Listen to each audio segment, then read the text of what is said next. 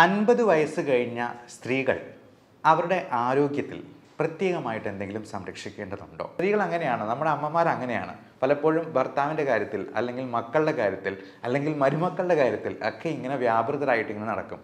അവരുടെ ആരോഗ്യത്തെക്കുറിച്ച് അവർ മറന്നു പോകുന്നു എന്നുള്ളതാണ് സത്യം. അമ്മമാരോട് എനിക്ക് പറയാനുള്ള ഒരു റിക്വസ്റ്റ് ഇതാണ്.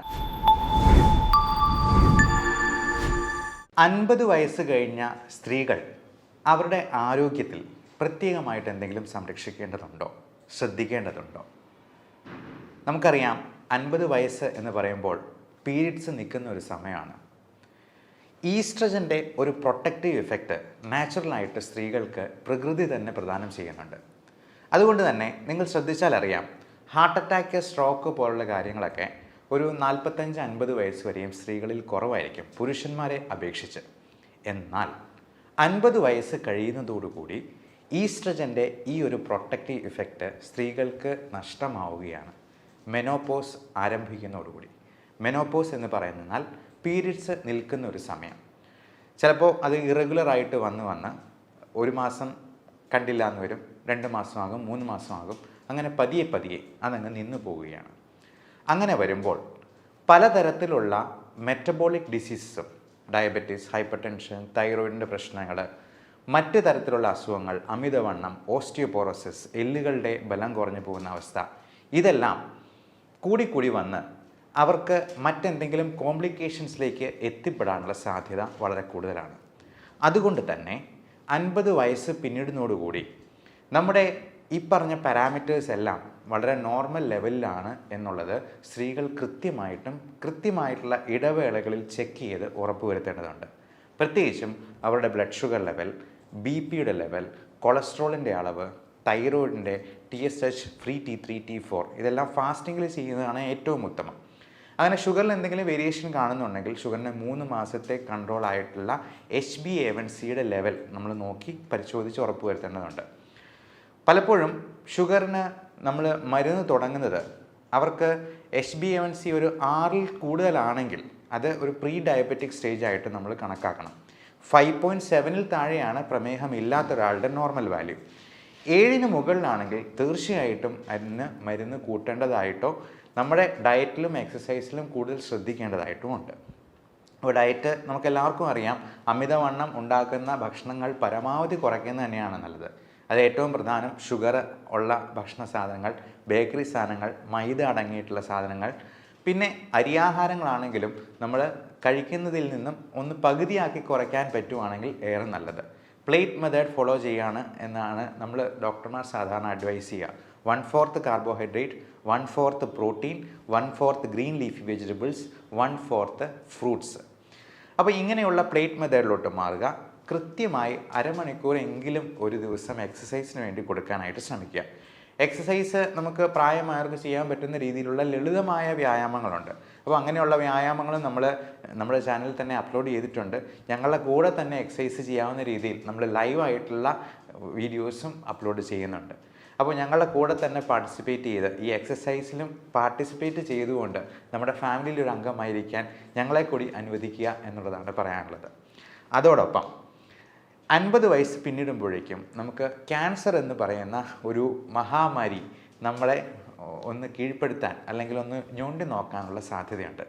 പ്രത്യേകിച്ചും സ്ത്രീകൾക്ക് ഇപ്പോൾ അണ്ഡാശയ സംബന്ധമായിട്ടുള്ള ക്യാൻസറുകളോ അസുഖങ്ങളോ വരാം. യൂട്രസ് സംബന്ധമായിട്ടുള്ള മിക്കവാറും ഹിസ്റ്റക്ടമിയൊക്കെ കഴിഞ്ഞിട്ടുള്ള പേഷ്യൻസ് ഉണ്ടാകും. യൂട്രസ് റിമൂവ് ചെയ്യാതെ ഇപ്പോൾ പലപ്പോഴും ഇങ്ങനെയുള്ള പ്രശ്നങ്ങളൊക്കെ സ്ത്രീകൾ ആരോടും പറയാതെ ഒളിച്ചു വെച്ചിങ്ങനെ മുമ്പോട്ട് പോകും. അത് അതിസങ്കീർണമായി കഴിയുമ്പോഴായിരിക്കും പുറത്താരെങ്കിലുമൊക്കെ അറിയുക തന്നെ.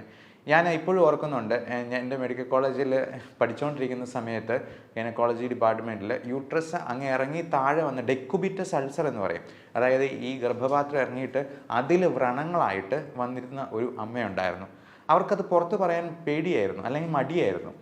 അതുപോലെ പൈൽസിൻ്റെ അസുഖങ്ങളും അങ്ങനെ ഉദരസംബന്ധമായിട്ടുള്ള രോഗങ്ങളുമൊക്കെ അവർ മറച്ചു പിടിച്ചുകൊണ്ട് നടക്കും.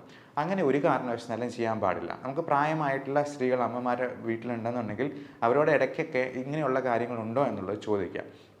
അതുപോലെ തന്നെ ബ്രസ്റ്റിൻ്റെ എന്തെങ്കിലും നൊഡ്യൂൾസോ ലംസോ ഒക്കെ ആയിട്ടുണ്ടെന്നുണ്ടെങ്കിൽ ഒട്ടും മടിക്കാതെ തന്നെ നിങ്ങളുടെ ഭർത്താവിനോടോ മക്കളോടോ ആരോടെങ്കിലും ഈ കാര്യങ്ങളൊന്ന് തുറന്ന് പറയാനായിട്ട് ശ്രദ്ധിക്കുക. അതോടൊപ്പം നമുക്ക് ഈ മെനോപോസിനോട് അനുബന്ധിച്ചിട്ടുള്ള ഒരുപാട് മൂഡ് സ്വിങ്സ്, ഇമോഷണൽ ഡിസ്റ്റർബൻസസ് വളരെ വളരെ കോമൺ ആണ്. കഴിഞ്ഞ വെള്ളിയാഴ്ച എൻ്റെ അടുത്ത് വന്ന ഒരു അമ്മയ്ക്ക് ഭർത്താവിനെ പറ്റി ഒരുപാട് പരാതികളാണ്. പുള്ളി പുകവലിക്കും, മദ്യപിക്കും, വേറെ എന്താണ്ടോ ഹാൻഡ്സ് പോലത്തെ സാധനങ്ങൾ ഉപയോഗിക്കും. രണ്ടുപേരും ഗവൺമെൻറ് സർവൻസ് ആയിരുന്നു. ഭർത്താവ് റിട്ടയർ ചെയ്യാൻ പോകുന്നു, അമ്മ ഇപ്പോഴും വർക്ക് ചെയ്യുന്നുണ്ട്. ഇത് ഈ ഭർത്താവിൻ്റെ കാര്യങ്ങൾ ഇങ്ങനെ പറഞ്ഞ് സ്ത്രീകൾ അങ്ങനെയാണ്, നമ്മുടെ അമ്മമാർ അങ്ങനെയാണ്. പലപ്പോഴും ഭർത്താവിൻ്റെ കാര്യത്തിൽ, അല്ലെങ്കിൽ മക്കളുടെ കാര്യത്തിൽ, അല്ലെങ്കിൽ മരുമക്കളുടെ കാര്യത്തിൽ ഒക്കെ ഇങ്ങനെ വ്യാപൃതരായിട്ട് ഇങ്ങനെ നടക്കും. അവരുടെ ആരോഗ്യത്തെക്കുറിച്ച് അവർ മറന്നു പോകുന്നു എന്നുള്ളതാണ് സത്യം. അപ്പോൾ അമ്മമാരോട് എനിക്ക് പറയാനുള്ള ഒരു റിക്വസ്റ്റ് ഇതാണ്: ഇനി 50 വയസ്സ് പിന്നിട്ടെന്നാൽ നമ്മൾ ബാക്കിയുള്ളവരുടെ കാര്യത്തിൽ ഇടപെടുന്നതും അവരെ ശകാരിക്കുന്നതും അവരെ നേർവഴിക്ക് നയിക്കുന്നതിനും പകരം നമ്മുടെ കാര്യങ്ങൾ കൂടുതലായിട്ട് ശ്രദ്ധിക്കാനായിട്ട് നോക്കുക. നമ്മുടെ സന്തോഷം, നമ്മുടെ ആരോഗ്യം അത് നമ്മുടെ കൈകളിൽ മാത്രമാണ് എന്നുള്ള കാര്യം ഇടയ്ക്കിടയ്ക്ക് ഓർമ്മിപ്പിക്കുന്നത് നന്നായിരിക്കും. ഇപ്പോൾ എൻ്റെ അമ്മയാണെന്നുണ്ടെങ്കിലും ഡയബറ്റിക് രോഗിയാണ്.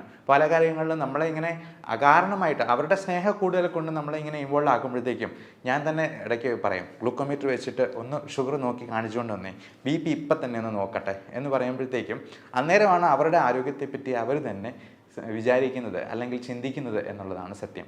അപ്പോൾ ഇത്തരത്തിലുള്ള കാര്യങ്ങളിൽ നമ്മൾ തന്നെ പ്രത്യേക ശ്രദ്ധ പുലർത്തുക. മാത്രമല്ല, നമുക്ക് സന്തോഷമുണ്ടാക്കുന്നത് എന്താണ് എന്നുള്ളത് സ്വയം മനസ്സിനോട് ചോദിച്ചറിഞ്ഞ് ആ കാര്യങ്ങളിൽ വ്യാപൃതരാവാനായിട്ട് പ്രത്യേകം ശ്രദ്ധിക്കുക.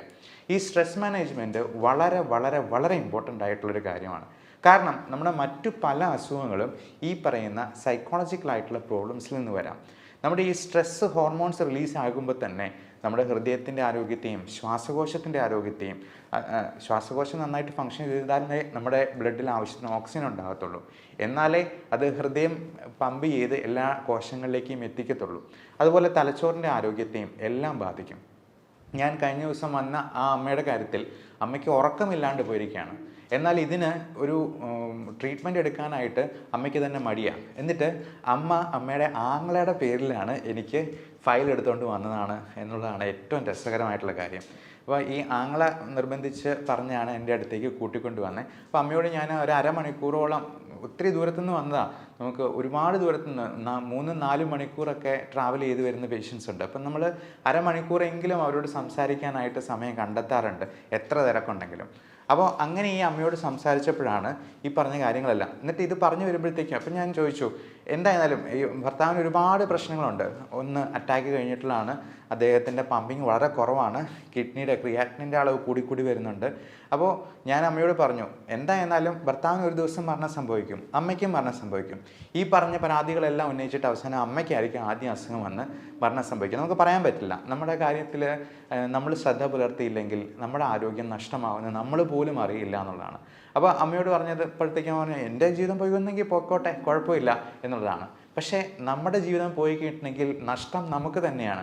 മാത്രമല്ല, നമ്മൾ വീണ് പോയി കിടന്നു കഴിഞ്ഞിട്ടുണ്ടെങ്കിൽ നമ്മുടെ മക്കൾക്കാണ് കൂടുതൽ ബുദ്ധിമുട്ടുണ്ടാവുക എന്നുള്ള കാര്യം ഇടയ്ക്കിടയ്ക്ക് സ്വയം ഓർമ്മിപ്പിക്കാനായിട്ട് പ്രായമായിട്ടുള്ള അമ്മമാർ പ്രത്യേകം ശ്രദ്ധിക്കുക എന്നുള്ളതാണ് പറയാനുള്ളത്.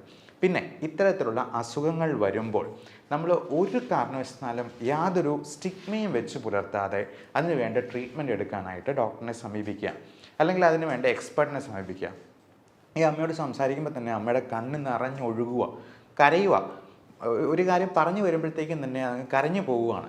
അപ്പം അത് ഭയങ്കര ഒരു ഡിപ്രഷൻ, ആങ്സൈറ്റി ഡിസോർഡറിലോട്ട് അത് മാറിയ ഒരവസ്ഥയായിരുന്നു നമ്മൾ കണ്ടത്. അതിനൊക്കെ നമ്മൾ ചെറിയൊരു മരുന്ന് കൊടുക്കുമ്പോഴത്തേക്കും തന്നെ അതിനകത്ത് ഒത്തിരി വ്യത്യാസം വരും. കാരണം ഈ ഉറക്കമില്ലാണ്ട് പോകുന്ന അവസ്ഥ തന്നെ എത്ര ഭീകരമായിരിക്കും. ചിലർക്ക് ഉറക്കം കൂടുതലായിരിക്കും, നേരെ തിരിച്ചായിരിക്കും. അപ്പോൾ നമ്മുടെ ഹാപ്പി ഹോർമോൺസ് ആയിട്ടുള്ള എൻഡോർഫിൻസ്, സൈറ്റോകിൻസ്, ഓക്സിറ്റോസിൻ, സെറോട്ടോണിൻ, ഡോപ്പമൈൻ തുടങ്ങിയ ഈ 5 ഹോർമോണിൻ്റെ ലെവലിൽ ഒരുപാട് വ്യത്യാസങ്ങൾ വരുന്നുണ്ട്. ബയോകെമിക്കൽ വേരിയേഷൻസ് നമ്മളതിനെ മെഡിക്കൽ സയൻസിൽ പറയാറുണ്ട്. അപ്പോൾ ഈ വേരിയേഷൻസ് കറക്റ്റ് ചെയ്യാനായിട്ട് നമുക്കതിന് വേണ്ട കാര്യങ്ങളൊക്കെ ചെയ്യണം, അല്ലെങ്കിൽ അതൊരിക്കലും കറക്റ്റ് ചെയ്യാം. ഇപ്പോൾ സോഡിയോ പൊട്ടാസിയോ കുറഞ്ഞു കഴിയുമ്പോഴത്തേക്കും നമ്മൾ ആ സോഡിയം കൊടുക്കുക എന്നുള്ളതാണ് ഏറ്റവും അത്യാവശ്യമായിട്ട് ചെയ്യേണ്ടത്. അല്ല പൊട്ടാസ്യം കൂടിപ്പോയെന്നാൽ ആ പൊട്ടാസ്യത്തെ കുറയ്ക്കാനുള്ള കാര്യങ്ങളാണ് നമ്മൾ കൊടുക്കുക. അപ്പം പൊട്ടാസ്യം കുറയ്ക്കാനായിട്ട് ഒരുപാട് മാർഗ്ഗങ്ങളുണ്ട്. അസ്താലിൻ നെബുലൈസേഷൻ പോലും നമ്മൾ കൊടുക്കാറുണ്ട്. ഇൻസുലിൻ ഇൻഡെക്സ്ട്രോസ്, അത് ഈ ഹൈപ്പർ കലീമിയ പ്രോട്ടോക്കോൾ എന്ന് പറഞ്ഞാൽ ഞങ്ങൾക്ക് ക്രിട്ടിക്കൽ കെയറിൽ പ്രത്യേകമായിട്ടൊരു പ്രോട്ടോക്കോൾ തന്നെയുണ്ട്. അപ്പോൾ പൊട്ടാസ്യം ഒരു 5 or 6 ഒക്കെ ആയിട്ട് 6ന് മുകളിലായി കഴിയുമ്പോഴത്തേക്കും പേഷ്യൻറ്റിന് ഒരുപാട് പ്രശ്നങ്ങൾ വരും. അപ്പോൾ ഇങ്ങനെയുള്ള വേരിയേഷൻസ് കറക്റ്റ് ചെയ്താൽ മാത്രമേ ഈ അസുഖങ്ങൾ പരിഹരിക്കപ്പെടത്തുള്ളൂ. അതിന് ഒരു മതപുരോഹിതൻ്റെ അടുത്ത് പോയി ഉപദേശിപ്പിച്ചെന്നാലൊന്നും നേരെ ആകില്ല എന്നുള്ള കാര്യം പ്രത്യേകം. ഉപദേശം നടന്നോട്ടെ, കുഴപ്പമില്ല. നമ്മുടെ പ്രാർത്ഥന എന്ന് പറയുന്നത് നമുക്ക് കൺസ്ട്രക്റ്റീവായിട്ട് ഉപയോഗപ്പെടണം. പലപ്പോഴും ഈ സ്ത്രീകളായിരിക്കും കൂടുതലും ഈ മത പുരോഹിതരുടെ അടുത്തോ അല്ലെങ്കിൽ പള്ളികളിലോ അമ്പലങ്ങളിലോ ഒക്കെ ഇങ്ങനെ കയറി ഇറങ്ങുന്നത്. അതിന് കാരണം അവരൊരു കാരണമുണ്ടാക്കി പുറത്ത് ചാടുകയാണെന്നാണ് നമുക്ക് തോന്നിയിട്ടുള്ളത്. അപ്പോൾ അങ്ങനെ വരുമ്പോഴത്തേക്കും ഇതുപോലത്തെ പല ചൂഷണങ്ങൾക്ക് പോലും ഇവർ വിധേയരാവാനുള്ള സാധ്യത കൂടുതലാണ്. പകരം ഇതിന് എക്സ്പേർട്ടായിട്ടുള്ളൊരു ഹെൽപ്പ് സ്വീകരിക്കുകയും ആവശ്യമെങ്കിൽ അതിന് ട്രീറ്റ്മെൻറ്റ് എടുക്കുകയും ചെയ്യുക എന്നുള്ളതാണ്. നമ്മുടെ ഈ സോഷ്യൽ സ്റ്റിഗ്മ നമ്മുടെ നാട്ടിൽ മാത്രമേ ഇത്രയധികം ഉള്ളൂ. അതിനെ ഈ നമ്മൾ ചരട് ജപിച്ച് കെട്ടിയത് കൊണ്ടോ ഒന്നും ഒരു കാര്യവുമില്ല എന്നുള്ളതാണ്. നമുക്ക് ഇപ്പോൾ പ്രാർത്ഥനയാണെങ്കിലും നമ്മൾ എക്സസൈസ് ചെയ്യുന്നത് ദൈവത്തെ പ്രതി ചെയ്യുന്നാൽ, നമ്മൾ നല്ല ഒരു നോമ്പ് നോൽക്കുന്നത് അല്ലെങ്കിൽ നമ്മളൊരു ഫാസ്റ്റിംഗ് എടുക്കുന്നത് ദൈവത്തെ പ്രതി ചെയ്യുന്നാൽ അത് നമ്മുടെ ആരോഗ്യത്തിന് ഗുണകരമാണ്. ആ രീതിയിൽ നമ്മുടെ മതത്തെയും വിശ്വാസത്തെയും മോഡിഫൈ ചെയ്യാനായിട്ട് പ്രത്യേകം ശ്രദ്ധിക്കുക. എല്ലാവരും ഈ കാര്യത്തിൽ പ്രത്യേകമായിട്ട് നമ്മുടെ അമ്മമാരെ ഓർമ്മിപ്പിക്കുകയും ഈ തരത്തിലുള്ള വീഡിയോ അല്ലെങ്കിൽ ഇൻഫോർമേഷൻ അവർക്ക് പാസ് ഓൺ ചെയ്യുകയും ചെയ്യാനെങ്കിലും ശ്രദ്ധിക്കുക. എല്ലാവർക്കും നല്ല ആരോഗ്യം ആശംസിക്കുന്നു. Thank you.